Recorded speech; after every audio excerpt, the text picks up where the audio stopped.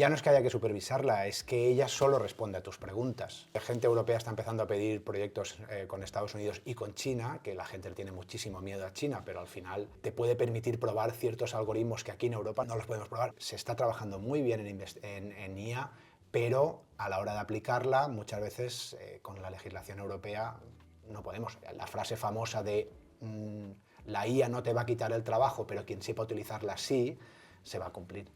Xavi Barber Vallés es catedrático de Estadística de la Universidad Miguel Hernández de Elche, es investigador, subdirector del Centro de Investigación Operativa, CIO, y además director de la Unidad Mixta de Investigación en Métodos Estadísticos Avanzados en Ciencias de la Salud, UMH Fisabio.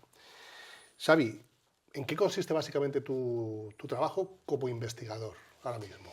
Digamos que yo tengo como dos líneas distintas.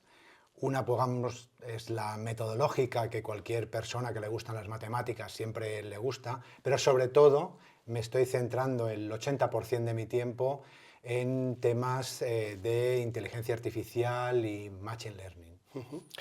¿Qué importancia tiene ahora mismo en tu vida profesional la IA?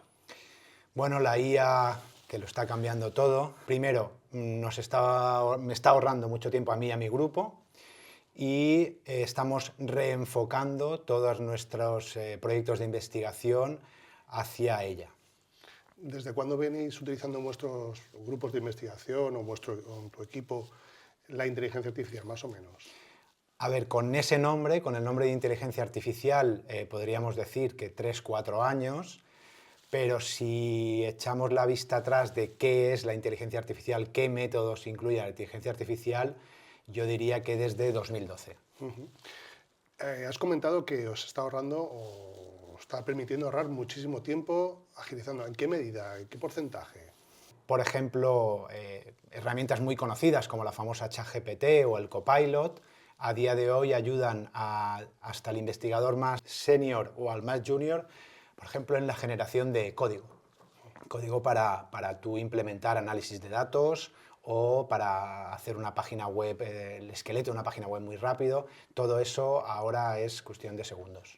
Incluso gente que no sepa de programación, de código, las inteligencias artificiales están permitiendo incluso generarte el código. ¿Cómo hacerle la pregunta a estas inteligencias artificiales generativas? Si se la haces correctamente, te va a devolver un código. Ahora bien, interpretar los resultados de ese código es donde está ahora mismo el punto importante a nivel de análisis de datos, por ejemplo. Básicamente se le puede decir, hazme tal software o tal programa o tal página web, se te genera el código y prácticamente tú lo que tienes que hacer es repasarlo, ¿no? A perfilarlo y mejorarlo, ¿no? Claro, tú le preguntas, hazme un gráfico, tengo una variable mortalidad y una variable enfermedad, hazme un gráfico donde los puntos que se salgan de la línea que los une sean color rojo, y te lo hace.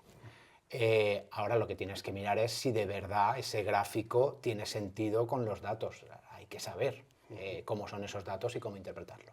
Con lo cual, la inteligencia artificial te apoya, pero no tienes que dejarle todo el mando a la inteligencia artificial, es decir, hay que supervisarla siempre.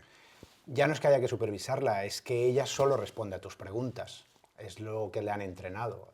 Ha leído miles y miles de páginas con preguntas que la gente hacía de tengo estas dos variables, ¿cómo puedo representarlas? Y ha aprendido, a base de leer esas preguntas y ver las respuestas correctas, cómo responder a tu pregunta. Xavi, cuéntanos un poco, el CIO, el Centro de Investigación Operativa, lleva muchos años en marcha, ya es una referencia desde hace mucho tiempo y abordáis numerosos tipos de estudios. Cuéntanos algunos de los proyectos en los que estáis o habéis estado embarcados para que la gente se haga una idea de la importancia que tiene el CIO. Al ser un instituto de investigación en matemáticas, ciencia de datos, inteligencia artificial, hay investigación básica, gente que trabaja en nombres que son súper cool, ¿no? Como sería programación semi-infinita, que dices, madre mía, ¿esto qué es? A gente que hacemos una transferencia directa con el sector de la salud, sector de la agronomía.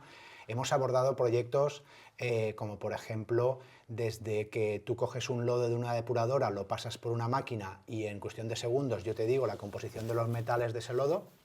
Eso ya lo hicimos en 2014.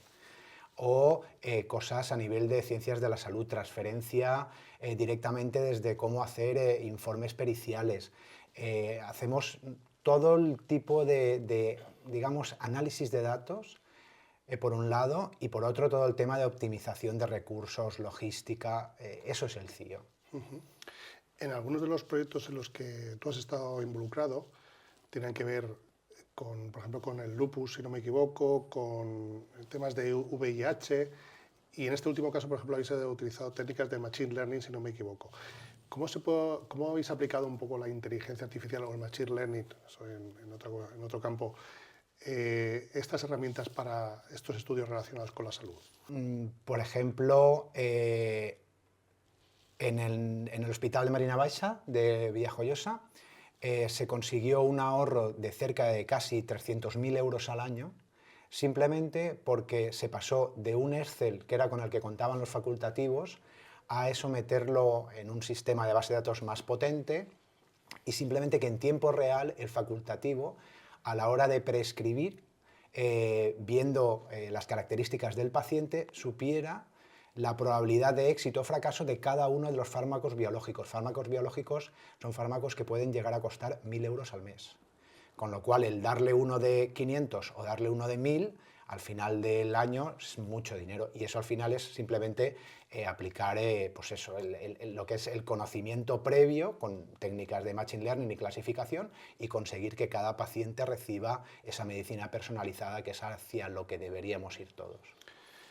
¿Y ese proyecto se va a proyectar hacia otros centros o otras administraciones, o habéis notado que alguien os ha contactado con vosotros? Oye, también nos interesa que apliquéis vuestra tecnología o vuestros conocimientos a proyectos sanitarios? Este es el problema de la investigación del reino de Taifas. Aquí publicas algo, lo publicas en una revista, o si no lo publicas porque simplemente es transferencia, se quieren quedar ellos con su tesoro, y por desgracia no siempre se traslada a mayor escala, porque debes de pedir un proyecto, porque debes de pedir mano de obra, y a lo mejor la persona que evalúa el proyecto en Madrid no es consciente de qué dinero estamos hablando a nivel nacional si lo hicieran todos los hospitales, y al final a lo mejor no consigues la financiación, y si no consigues la financiación, mis pollitos no comen, y si mis pollitos no comen, yo solo no puedo abarcarlo todo. O sea que es un poco una lucha, no contra el sistema, pero contra las fuerzas superiores que uno quiere, sabemos cómo hacerlo, pero al final posiblemente a lo mejor las trabas administrativas o decisiones políticas impiden crecer.